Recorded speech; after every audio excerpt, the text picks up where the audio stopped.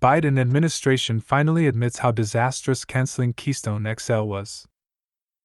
Before we get started, you can support this channel by clicking the like button, subscribe and click the alarm bell for new content and for notifications when we go live. Also, check out our linktree in the description for our Patreon where we talk about things we can't talk about here, and our merch store where we have I Will Not Comply t-shirts. Just how bad was Joe Biden's decision upon taking office to cancel the Keystone XL pipeline? We now have an admission directly from Biden's own administration.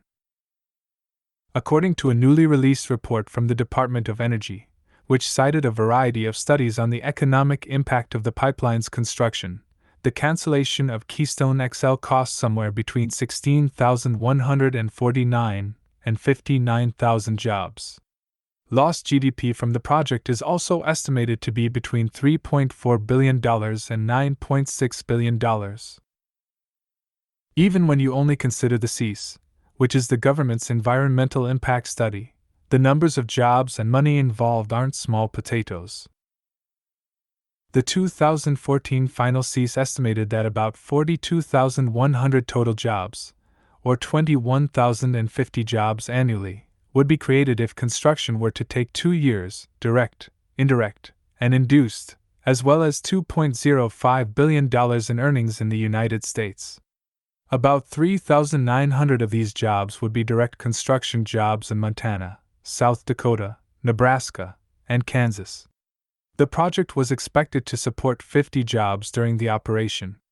The CEAS estimated that the construction of the KXL pipeline would contribute $3.4 billion, or 0.02%, to the United States gross domestic product.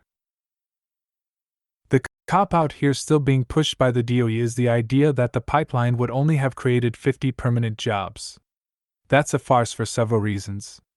For starters, I've never heard of a pipeline that's 1,200 miles long and only requires 50 people to maintain it, from those on the ground to those flying pipeline patrol from the air. Regardless, that's not really relevant because the temporary jobs still mattered. There are entire industries full of contract workers that make a living moving between temporary jobs. Any individual construction project, for example, might only last a few years, but a few years of employment remains employment. How many people suffered because Biden needed to make a meaningless sacrifice to the climate crisis?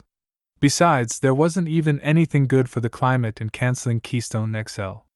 America is now more dependent on foreign oil and the long supply lines that come with that, producing more carbon emissions in the process. In the end, pipelines offer a lower impact than ships, trains, and semi-trucks. Never mind the more important aspect of all this, which was the foreign policy disaster that resulted in giving away all our leverage, causing a mad scramble to try to get more oil from places like Venezuela. Senator Steve Daines of Montana, whose state was heavily impacted by Biden's decision to scrap Keystone XL, put out this statement.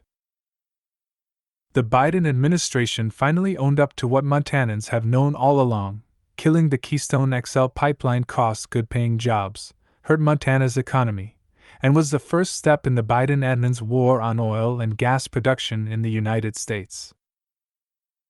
And as if to put a fine point on how out of control and corrupt the U.S. government is, this report came out a year after it was mandated to be released within 90 days. Daines and others had successfully inserted the 90-day provision into Biden's infrastructure bill, which passed in November of 2021.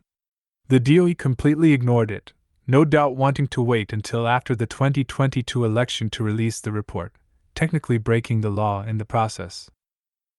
Will any price be paid for any of this? Of course not. Biden can make terrible decisions, flaunting the law in order to cover them up, and all he'll receive are shrugs. There's no accountability because those charged with holding him accountable are on his side politically. Let us know what you think. Leave your comments down below.